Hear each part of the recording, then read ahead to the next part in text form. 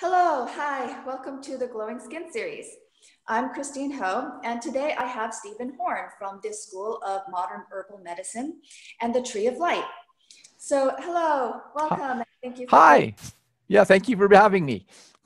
Oh, yes, of course. You know, it's a great honor to have you here as well. So, please tell us your own personal story. Well, I got interested in herbs when I was a teenager, actually studying outdoor survival in scouts. And I became fascinated with Native American uses of plants, food, medicine, and so forth. And then because I had my own health problems, I kind of relied on modern medicine. And then one day, I got the idea, maybe the medicines God made were actually better than what the pharmaceutical industry did. And so I started actually dabbling into actually using them on my own health problems. And, uh, and that just kind of led into getting into natural health. And I majored in communication. So what happened is my interest in natural health and my love of writing and teaching and everything kind of merged together to form my career. So I spend my time now teaching and educating people about natural healing, herbal medicine, nutrition, all those kinds of things. Oh, yes, of course. Yeah. So, that actually sounds very neat and exciting. It is. It's very fun. I love it. Yes, of course. So, how does herbalism relate to skincare? Well, I think herbalism can help with any system of the body, but I particularly am kind of interested in the skincare because, one of the things I think most people try to do with skincare is they try to work on the skin itself. They use creams and lotions and all kinds of things, and they don't understand that the skin is reflecting a lot of what's going on inside of ourselves. So the health of the skin depends on the health of the internal organs of the body. And so, for example, our liver and kidneys, of course, are filtering toxins out of our blood. And when they're congested, then the body uses what we call vicarious channels of elimination to try to get that stuff out of our body. So for the kinds of water-soluble toxins that can go out through the kidney, they'll try to go out through the sweat glands. For the kind of fat-soluble toxins that the liver processes, they'll try to go out through the sebaceous glands.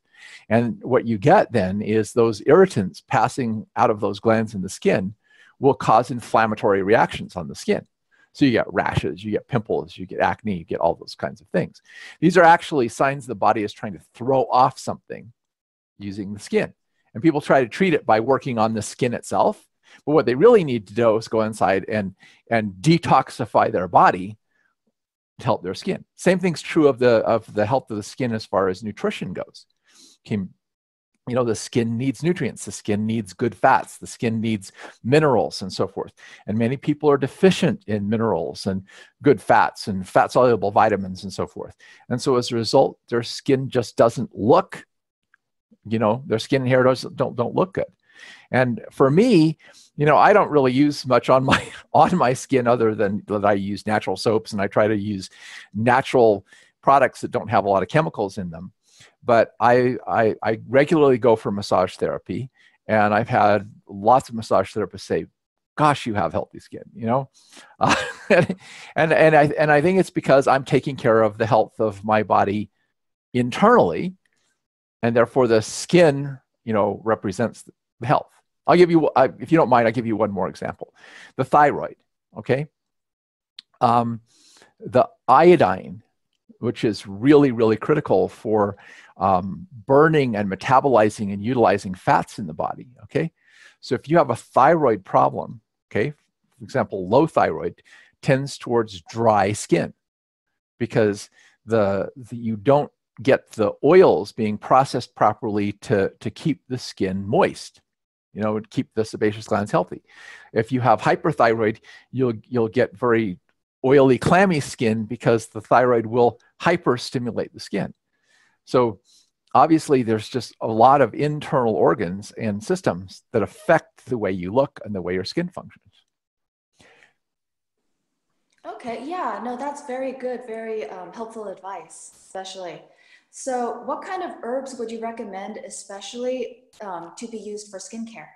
Well, one of the things that if you, in traditional herbalism, is the concept of what is called an alterative or a blood purifier. Now, what this is these are herbs that have been known to clear up kind of morbid conditions in the body without like stimulating a lot of elimination, like making you go to the bathroom all the time. And these herbs are the ones that have been traditionally used to clear up skin conditions where you're getting rashes, hives, acne, that kind of thing, that are signs that the body's trying to get rid of waste. And these include herbs like red clover, dandelion root, burdock root, yellow dock, etc. So if you have those kinds of skin conditions, I would highly recommend that you start off by taking a good alternative formula that contains a lot of those herbs. Make sure you drink plenty of water with helping that. And it may also help to make sure your bowel is moving properly, that you've got adequate fiber and things to carry that stuff out of your body. Because as you clean that out of your body, the skin conditions will start to clear up because you're moving things out through the normal channels of elimination. Another thing that's really helpful is the silica. Silica is a trace element that's found in the peelings of fruits and so forth, and also usually in the seeds, because it creates kind of a coarse, how do I say this? It creates structure and flexibility at the same time. Like your skin needs to and your hair have to be strong structurally, but they also have to be flexible. So silica is a mineral that does that. Calcium by itself is brittle, for example. So if you take a piece of chalk, which is calcium carbonate, snaps, all right? But silica, like in your bones and joints, gives them resiliency, allows it to bend a little bit without being so brittle. And it does the same thing for your hair, your skin, your fingernails, etc. So a lot of times if you've got like fraying hair or lackluster skin, or your nails are brittle and break easily, it's because you're actually not getting enough silica. Because what do? We peel everything, right? We don't eat the peels, we don't eat the seeds, so we don't get the silica and the other minerals that are associated that make our skin healthy.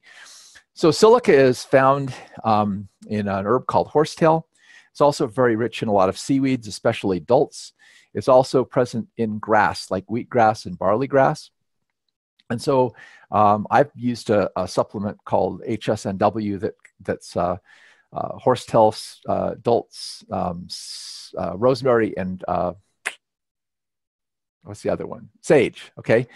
And it really helps with, so your hair doesn't fray, so your skin has more luster and shine because you're getting silica and the nutrients your body needs. Another thing that really helpful is seaweeds. Some often can be real helpful. Not only are they high in trace minerals and they help your colon to work properly, but they're also feeding your thyroid and can especially be helpful if you have problems with like dry skin and so forth. So these are just some of the ways that you could use herbal remedies to improve the health of your and appearance of your skin. But I also want to mention nutrition, because one of the things that you absolutely need to have healthy skin is good fats. And most of the fats that people are getting are processed vegetable oils, refined vegetable oils, shortening, and so forth. And these are like, these are the fat equivalent of sugar, okay? Sugar is an empty calorie food because, plants contain natural sugars, but they contain it with vitamins and minerals and so forth, right? But the same thing's true of oils. Natural fats found in natural foods, fruits, nuts, seeds, eggs, milk, etc., have fat-soluble vitamins in them. And those vitamins, also they have minerals in them, okay? And those vitamins are there because they prevent oxidation or the oil from turning rancid, from spoiling. Understand? Okay, now what you do in order to extend the shelf life of this, you purify the oil at a high heat, basically removing all fat-soluble vitamins from it, all minerals from it, everything else, and it becomes like refined sugar. And also it alters the structure of the oil. It creates trans fats, and trans fats do not create flexible, supple tissue. So a lot of people, by eating that kind of bad fats, are getting a lot of problems with their skin. Good organic, especially from grass-fed animals, eggs, butter, things like coconut oil, for example, will get you good fats. And if you get good fat-soluble vitamins, vitamin A, vitamin D, vitamin E, okay, it will keep your skin healthy because, again, your skin has fat in it because it's part of the insulation, and it's part of actually what makes your skin soft and supple and moist, right? Because you don't want dry, flaky, skin. That's just the way it is. Anyway, yeah, if you have another question, because I have another little train of thought we can run down if you don't.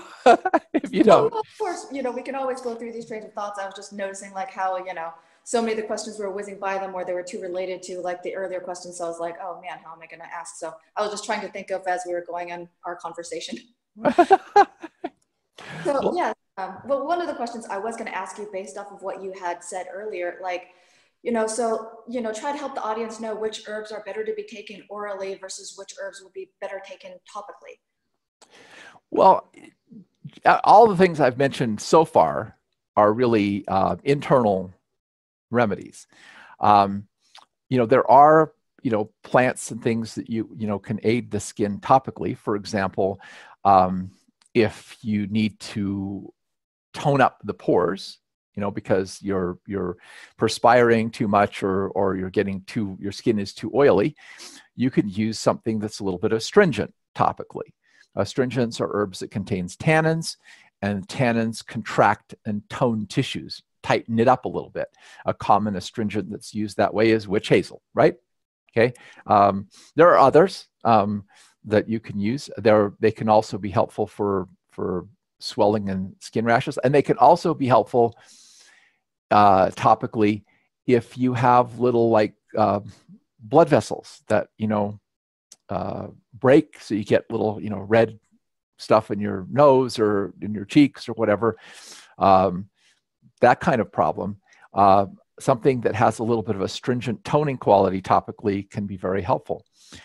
Internally, rose hips, vitamin C, berries with the bioflavonoids in them can be helpful. A way to use those topically is just to make a strong, what's called decoction, where you actually simmer the herbs. You don't make it like a tea where you pour boiling water over it. You actually bring the water to a boil, put the herbs in it, and then turn it down and let it simmer for 20 or 30 minutes. That pulls out the tannins and the minerals, and then you take a little gauze pad, cotton ball, or something like that, put it in there and lay it, on the skin to tone up the skin that way. And speaking of the other thing we didn't talk about on the internal side is circulation. Okay. Obviously, things like varicose veins and other things like that are actually problems with the blood flow, to the surface of the skin, and the fragility of your capillaries. Your capillaries are breaking, easy bruising, that sort of thing. And this is typically due to a lack of good antioxidants. And you can apply those kinds of things, like, there are creams and things you can do that have vitamin C and other things in them you can put on, but you also want to take them again internally. Your vitamin C, your bioflavonoids, rose hips. If you have varicose veins or spider veins or something like that, something like butcher's broom or horsetail can be used both internally and applied topically in some form of cream or lotion. Okay, yeah, that is very good advice to know about, and especially to learn. So also another thing I've known about herbs is also about essential oils. So how do you think those compare to all the different advice you've given so far? Okay. Essential oils are really, really popular right now. And they are, one of the things that a lot of people don't understand is that the herb is different from the essential oil. So rosemary essential oil is not rosemary herb. Lavender oil is not lavender herb, because the herb contains a whole bunch of things that are not present in the essential oil. The essential oil is one component of the plant. It's the part that makes the plant smell nice. It's fragrant. Essential oils in general have antiseptic properties. They kill bacteria and infection. They stimulate cellular activity and circulation. They may have, you know, all have some individual properties, but they're really, really good for anything where you're trying to, you know, get rid of infection, where you're trying to stimulate blood flow into an area of the body. And many of them also have the ability to help tissues heal more quickly. It's a property called cicatrisant, which means that it actually helps injuries heal without scarring. So an example of a cicatrisant is lavender oil. You know, you have a little, you know, injuries or whatever, burns, you put a little lavender oil on it, helps it heal faster, keeps it from getting infected, and also improves this. For scar tissue, I'm sure that that's one of the things that might, you know, be interesting to people. A good essential oil to help dissolve scar tissue and help heal that is helichrysum. It's a rather expensive oil, but it's one that I think is really useful if you're trying to, like, you know, get rid of some kind of scarring or soften it up. And it's good to combine it with vitamin E.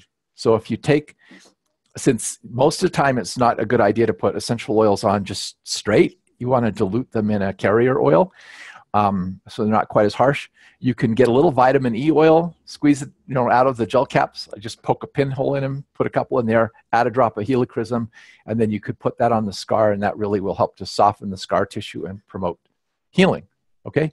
Or if you have some kind of injury after surgery and you want to avoid scarring, you do the same thing. The vitamin E with a little bit of helichrysum oil or some of the other oils that have that cicatrisant property like lavender, put it on there. It helps them to heal without having problems with scarring.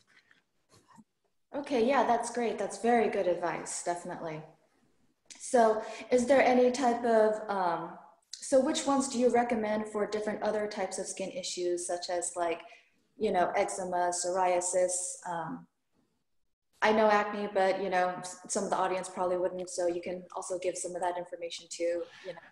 Yeah, acne is basically you're getting plugging up of the sebation glands, and usually with some infection, but also it's coming again from an internal problem. So again, the traditional way to treat acne herbally is to use alternatives internally, and make sure that you're clearing out the bowel, and look for any possible allergy-causing foods you may be eating, because the health of your gut and your gut bacteria reflects on the health of your skin. So you want to do that internal cleansing and detoxification. Topically, you can use you know, some essential oils like tea tree oil or whatever. I use a product called Silver Shield that contains a special kind of colloidal silver thing. So you basically take the silver, you add a little bit of the tea tree oil or some other antiseptic oil, you massage that into your face to help, you know, fight the infection and take down the bacteria. That's really good. Also clay. You get a fine clay like Redmond clay or another cosmetic clay. And again, you can put a little bit of the essential oils in that, a little bit of water, make a mask, put it on your face. It pulls the oil out, fights the infection, helps to clear that up. Eczema and psoriasis are a little bit trickier. Eczema is really just chronic inflammation of the skin. Dermatitis is acute inflammation of the skin. You get poison ivy or you get exposed to something and your skin gets red and irritated because it got exposed to it. But what's happening in eczema is there's some kind of chronic irritation going on. And that often is due to problems with the bowel and liver. And so there can be multiple things going on inside your body. You probably have to talk to someone who could help you figure out what it is. You can have thyroid problems. You may not be digesting your fats properly. You may have congested lymphatics. You may have a congested liver. You may have imbalances in your gut microflora. And you've got to figure out what's going on internally that's creating toxins in your body that are constantly irritating your skin. Understand? That's what's happening. There's a constant irritation going on in the skin. Psoriasis is different because it's an autoimmune disorder. And what is happening in psoriasis is the cells are being stimulated to overgrow in your skin, to grow too fast. And that again, in all kinds of those kinds of conditions, you have to look internally to the gut, to the health of the body as a whole to deal with it. One of the things that can be helpful for psoriasis is a product called Pawpaw Cell Reg that basically the pawpaw slows down abnormal cell growth. When cells are growing too rapidly, it slows it down. And so you can actually mix the pawpaw extract with something and put it topically on the skin to help kind of slow down the hypergrowth of the cells as you're working on the internal issues. I do want to mention here, though, that one of the things that I teach people all the time, because I don't just do the physical thing, I also do emotional healing work. All chronic problems have an emotional component to them. If you think about your skin reflects your feelings, your emotions, right? Your eyes, your face, everything. How you're feeling affects your pores, affects your skin glands, affects the blood flow to your skin and so forth. So anytime people have chronic skin problems, they probably also have some things they need to work on and look at it inside of themselves emotionally, right? There's probably some negative feelings about themselves, okay? Feeling like they're not worthy of being loved or worthy of being seen or whatever. And often you have to go in and help a person identify those emotional factors that may be present as well, that may be adversely affecting their skin. Shame in particular, you know, what we call toxic shame. You know what I mean? You didn't really do anything wrong, but you grew up in a family where you were constantly criticized, belittled, blah, blah, blah, blah, blah. And so you don't feel good about yourself. It's hard to, so it's hard to project a good face to the world, if that makes sense, right? So, that's a component that a lot of people don't think about when they're doing these kinds of things. But it's something that I'm always looking at whenever there's a chronic problem, and especially if the chronic problem doesn't clear up when you start working on improving the person's internal health, then I always know that there's some kind of emotional component to this that also needs to be addressed, and we need to work on that as well. Oh yes, of course. That's very true. Everything is very much tied together. Yeah. It's the idea of being truly holistic, right? Be not just, this is the one thing I constantly try to get people to understand. Symptoms are not disease. And your skin problems are symptoms. And when you're treating the disease, like you're trying to directly treat the eczema or treat the acne or treat, whatever, and you're not really looking at the whole person, you're trying to treat the effect without really correctly identifying the cause. Where is it coming from? And what I tell people is all health problems begin with inflammation. Inflammation is the body's response to tissue damage. So if there's any kind of chronic inflammation going on, there's some kind of chronic damage going on. Where is it coming from? Is it coming from the fact that they're not getting the nutrients they're needing? Is it coming from the fact that they're ingesting foods they're allergic to, or they're exposing their body to toxins, or they're putting a whole bunch of toxic chemicals on their skin, right? Okay. You have to look at these things and try to figure out what is causing the irritation. And it could be just kind of emotional, psychological too, because your brain through your nervous system and your glands affects everything. So you have to ask, where is the problem coming from? Because yeah, you can calm down the irritation on the skin, but if you don't remove the cause, it keeps coming back, right? And what we want is to get rid of it permanently.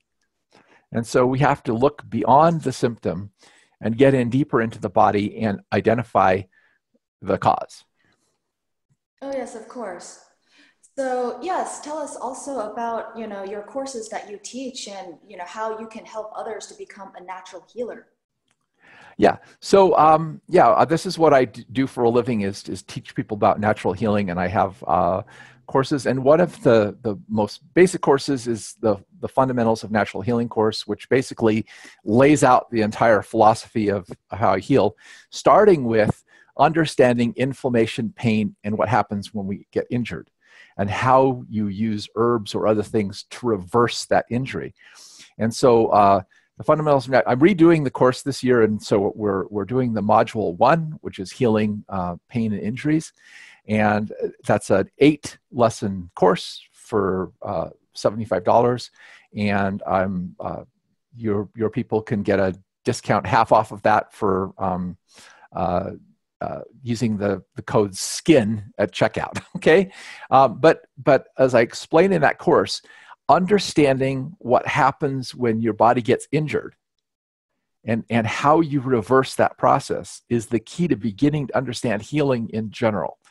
So once you get that, it just starts layering on, because you understand that all illness is basically what part of the body has been injured, right? And what's causing the injury. Okay, and then I just have to remove what's causing the injury and help the body reverse or heal. That's it. And it's just looking at different parts of the body, okay, different stages of that injury, and that's it. It's not like there's this mystery of all these different blah, blah, blah, blah, blah conditions, but it all boils down to certain basic fundamental principles that you come back to over and over and over again, right? And the source of injury is always going to be a lack of nutrients, some external toxin, infection, or, whoa, should have turned off my cell phone. So it's always going to be some external negative influence, a toxin, an infection, something that, a lack of nutrition, or something that's going on in you psychologically and emotionally with unresolved things, that are causing you stress and pain. All right. Or mechanical injury, obviously, getting hit by a car, you're going to get injured. But if it's not something that's an obvious mechanical injury, then it's one of those other three things. And you have to look at what's going on in your life, and you have to identify where is the cause coming from that's causing the injury to the body. And then you have to remove that cause and then go through the process of giving the body the nutrients it needs, helping it clear out, and changing the person's mental and emotional attitude about themselves. And that's how you reverse everything, including everything that goes on with your skin. Okay, yeah, no, that's definitely very good to know. So actually, how many courses do you offer total? I have a certified emotional healing program, of which the Fundamentals of Natural Healing is the first course. And we teach people about, everything about doing herbal and nutritional healing and consultation. And then I also have a emotional healing program that is free. So if people go to my website, treelight.com, they can see how to sign up for that program and participate in that program, because I'm very interested in getting people to understand the mental emotional component of healing. So I've basically been teaching that course for free. Okay, no, that is great. That's so very kind and generous of you to be able to do too. Yeah. Yeah. So anyway, that's what we do. I also have one more thing. I have a member program at my website, stevenhorne.com, where every month I do one webinar on physical health, one on the emotional, mental, psychological health, and one on business building for people who are trying to do a business for this.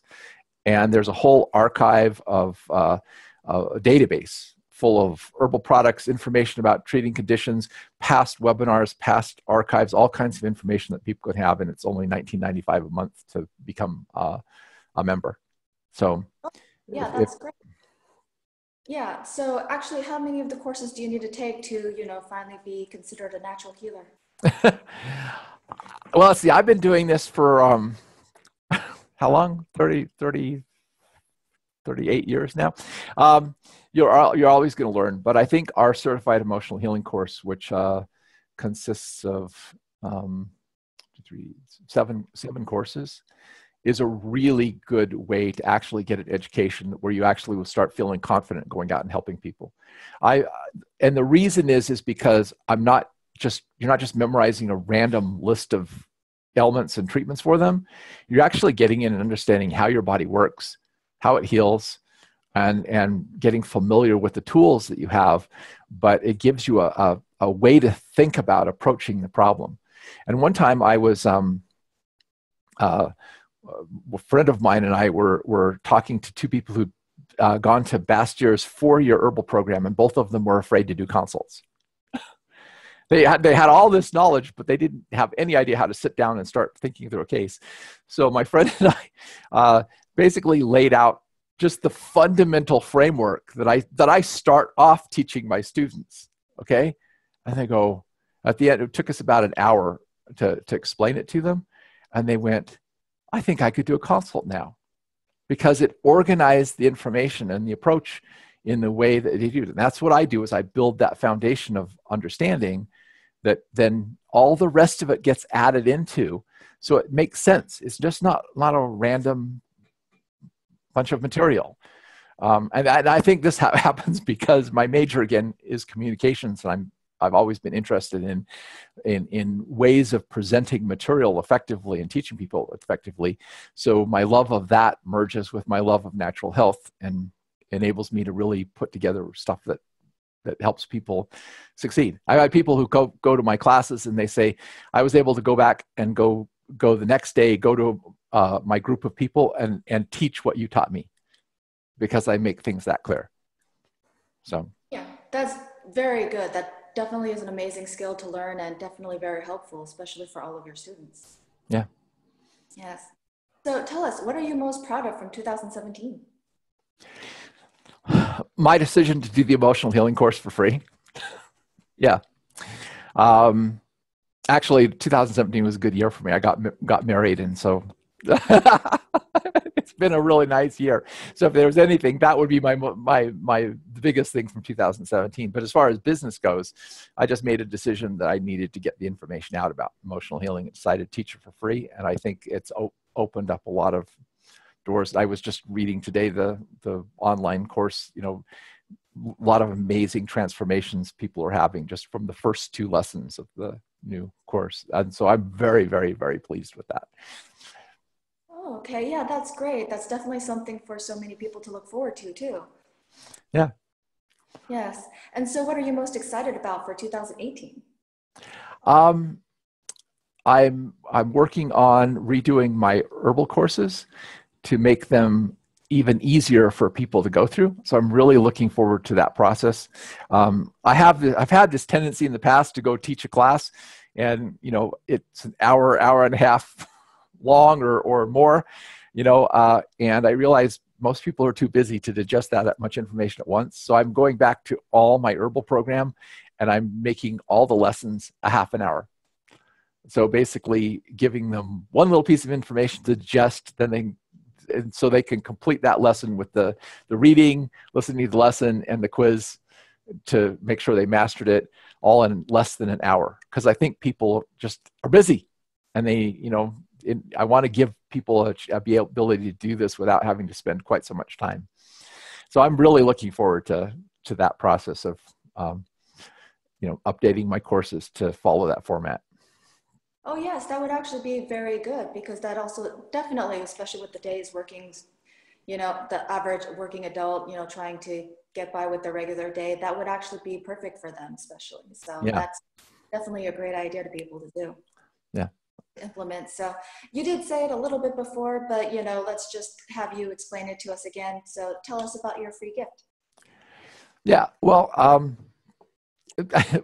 about free gift, I've got lots of free stuff on my websites that people can go and all kinds of stuff.